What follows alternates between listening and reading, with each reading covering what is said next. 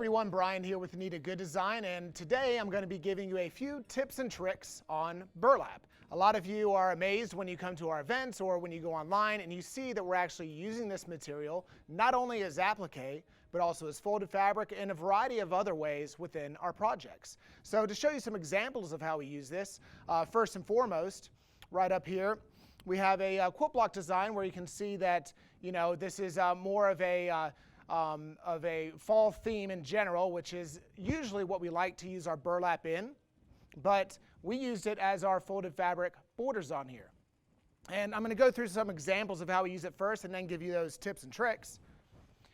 Also, on this one, Anita Had a Farm, we used it as the sashing corner blocks where we did all the embroidery on top. We've also used it as applique as well, like the applique for the acorn.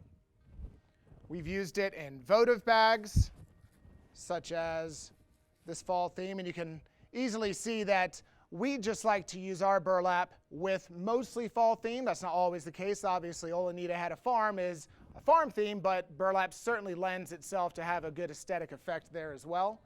But it really adds a lot to it, and we love playing with different types of materials for appliques because you don't always have to stick to standard cotton or 60-40 cotton.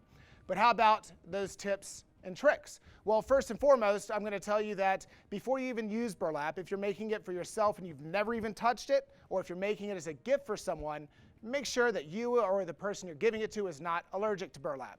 One of our seamstresses is, so it is sometimes can cause allergens in people. So just check on that first and foremost. But for using it, we always like to use our burlap with a backing. So we'll use our backing as either muslin in this case, because it's just a regular color of burlap, that light beige that you see. That way any of the actual holes between the weaves are covered and you actually have 100% coverage of the color you want with the burlap look itself. So if you were to use the brown color of burlap that I showed you here in this votive bag, you would use a brown color fabric underneath it, or whatever the case may be. So just make sure it's just aesthetic. You don't have to, but that's what we like to do with it.